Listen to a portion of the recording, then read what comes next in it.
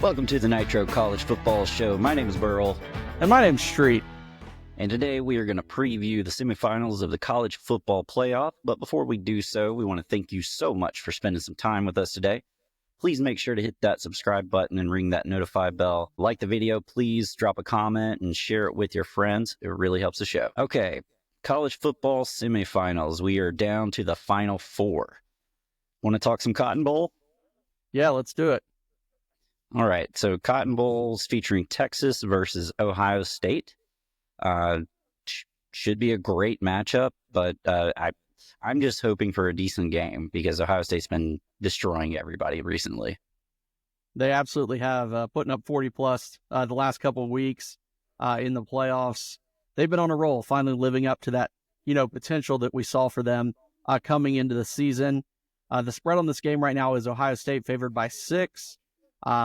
As you said, hopefully it's a little bit of a better game than that. The first two rounds have not been a contest for Ohio State. This is the first meeting of these two teams since 2009. They played in the Fiesta Bowl that year. Texas won that game 24-21. All-time, Texas leads the series 2-1. So Ohio State looking to get even in their all-time series against Texas. But this game really is a true battle of talent versus talent. There are stars all over the field, both on the offense and defensive side of the ball for both of these teams. And it's just going to be nuts. Just looking, quick look at the statistics behind this game. Both these teams have really good offenses. Total offenses, Ohio State's 27th, Texas is 17th. Scoring offense, Ohio State a little bit better there, 11th versus Texas 21. But where these teams really shine is on the defensive side of the ball. These are two of the top defenses in the country. Ohio State is number 1 in both total and scoring defense, while Texas comes in at number 3 in total defense and number 4 in scoring defense. Should be an absolute bloodbath on the field on Thursday night. On paper, it looks like a defensive fan's dream. Like if you liked the old LSU versus Alabama, the 6-3 game, looking at how these defenses are ranked, you would think you would be getting that type of game. But we all know with that offensive talent that's spread across on both teams, really on Ohio State, I mean, they've got Jeremiah Smith, who is by far the best player in the playoff right now. I mean, he's absolutely the best offensive player, in my opinion, in college football. He is unstoppable. Yeah. I mean, he's been that good all season, but these last few weeks, and up against good defenses as well, just making guys look silly out there. And he's really helped Will Howard look like the best he's looked all year. Earlier in the year, we even on this podcast questioned Will Howard a little bit, but the last 2 weeks, you can't question the guy.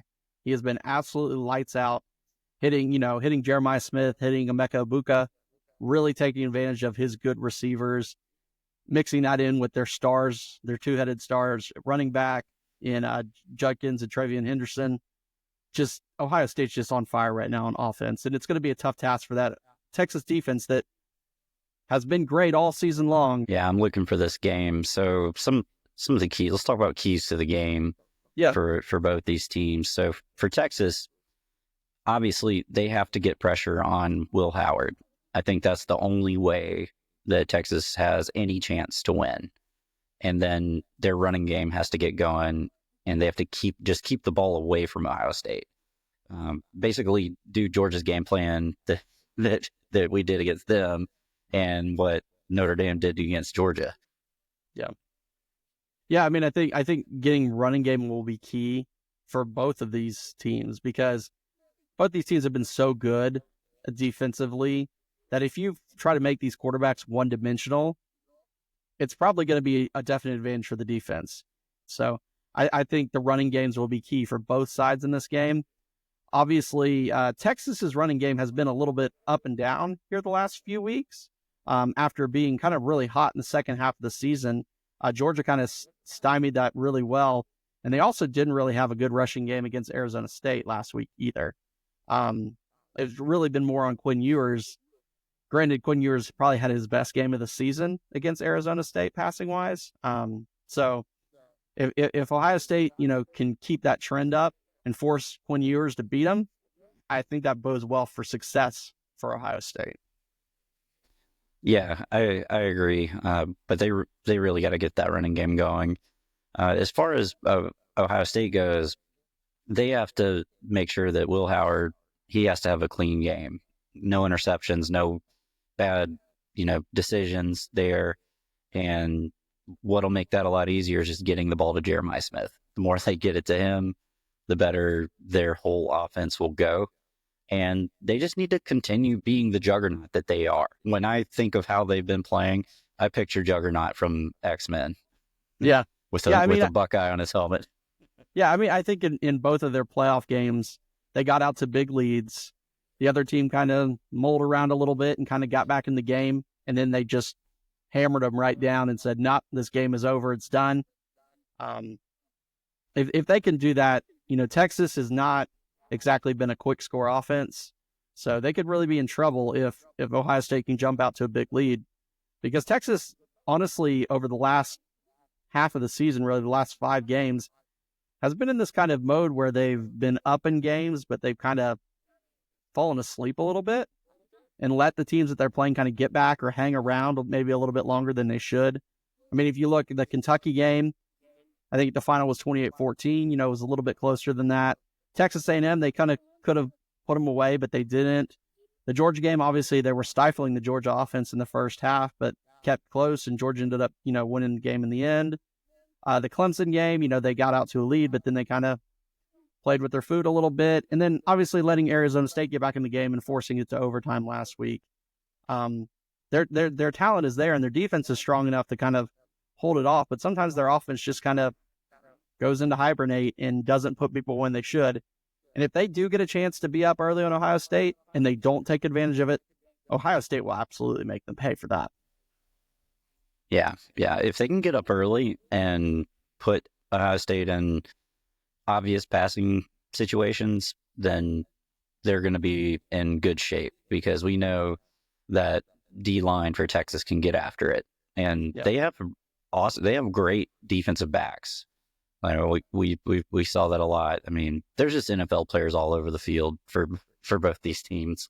There's so much talent in this game. There are so many solid players, both on offense and defense. I mean, on the Texas side on defense, you've got great linebackers, great defensive backs. On the Ohio State side, you've got Jack Sawyer, you've got Caleb Downs, you've got Tuamola. It really just awesome players. So this really should be a true matchup of talent versus talent.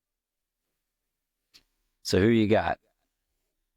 Well, one other thing, I guess, the over-under in this game is 53.5, which when you have the number 1 and number 4 scoring defense, that seems high.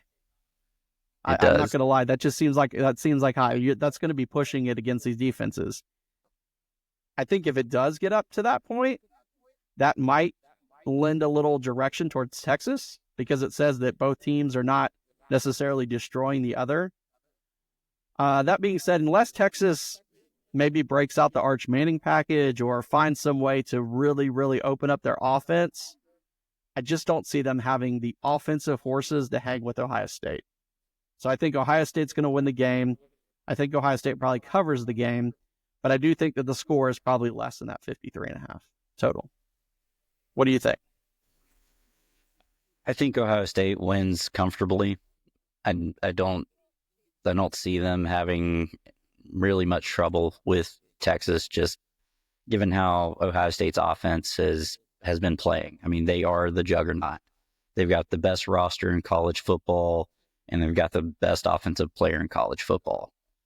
And pair that with the number 1 defense in college football, I see them just breezing through this game and on to the national championship.